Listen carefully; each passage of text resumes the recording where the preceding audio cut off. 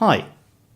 If you just bought your first keyboard or piano and you don't know where to get started, you've come to the right place. I've made this little mini-series just for you so you can jumpstart your piano playing career. It's going to have a couple of parts and we're going to gradually build up your skills and vocabulary. And I plan to release a video approximately maybe once or twice a month. Let's get started, and we'll need a little bit of terminology. If you look at the piano keyboard, you see it's made out of repeating units. You have 2 black keys, 3 black keys, 2, 3, 2, 3, and so forth.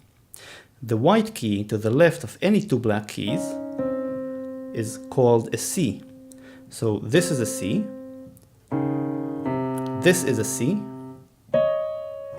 this is a C, and so forth. The notes are named following the C as you would perhaps expect them to be. This is a C, D, E, F, G, and then it wraps around and A goes back to A, B, and C. And it keeps going. C, D, E, F, G, A, B, C. Okay, so we got the naming under our belt. The first thing I want to teach you in terms of playing is how to play a couple of simple chords. And I'm going to assume that you want to accompany yourself singing on the piano. That's kind of the popular approach to playing the piano, so maybe you'd want to sound like this.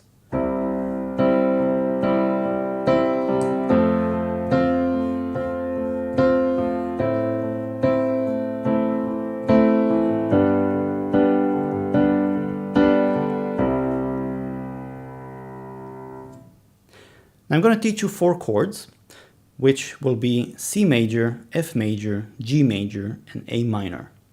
Or I just play them out: C major, F major, G major, and A minor. If I don't say major after a chord name, it's assumed. So I'll just maybe call them C, F, G, and A minor. Let me start by showing you how to play them. Again, you can play them either in the left or on the right hand. We're going to focus on the right hand for starters. Here's a C major chord, and I'm playing 3 notes. All of the chords have 3 notes in this video, and I'm playing a G, a C, and an E with my right hand.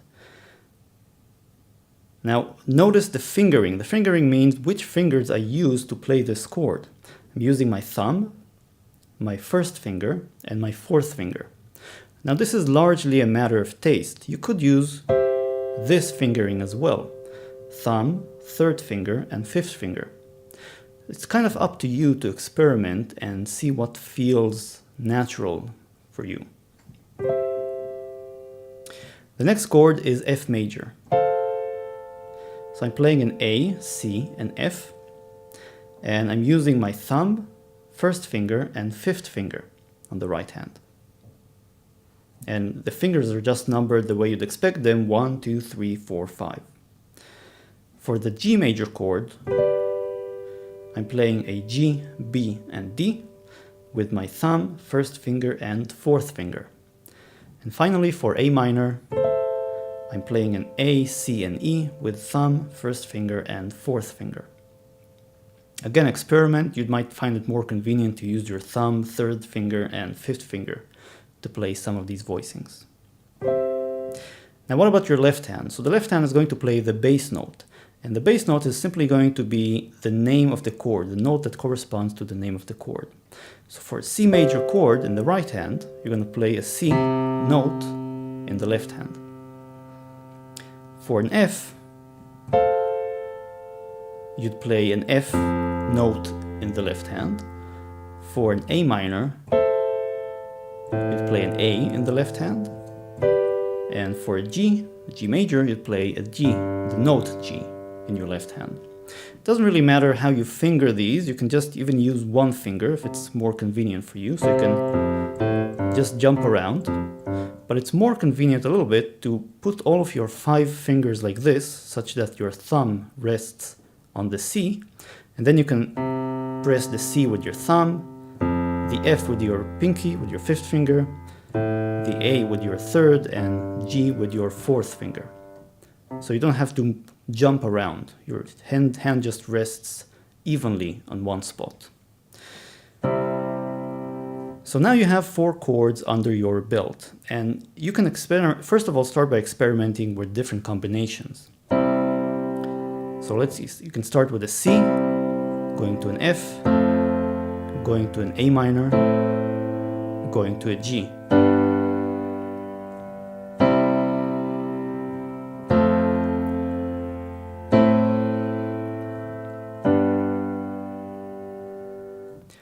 How about a different combination? Let's go for something that starts with an A minor, goes to a C major, then goes to a, let's say, F major and G major.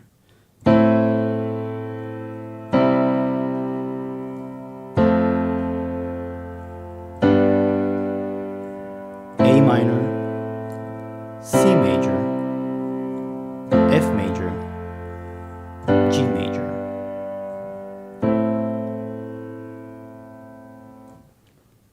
Let's go for a third combination, just to see how it sounds.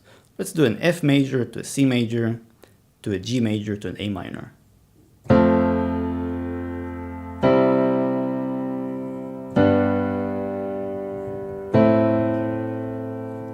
F major, C major, G major, A minor. Now, a great number of popular songs have been written using just these 4 chords. And just go online and look for some of your favorite songs and see which ones were written using C, F, G, and A minor. Now, one more thing before we conclude for today, and that is basically what you can do to add some motion and interest to your playing is once you've hit a chord, just repeat it at constant intervals. So I'm going to play it, and then hopefully that will give you an idea of what I mean. And I'll play, let's say, a C major to an F major to a C major to an F major and so forth.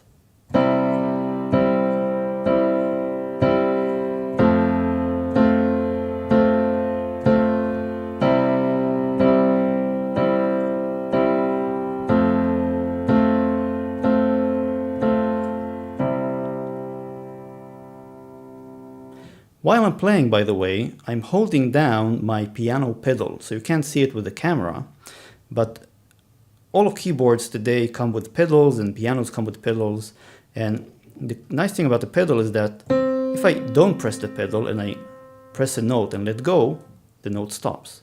But if I hold down the pedal and I press the note and I leave it, it keeps on ringing. And the same goes with a chord. Without a pedal and with a pedal.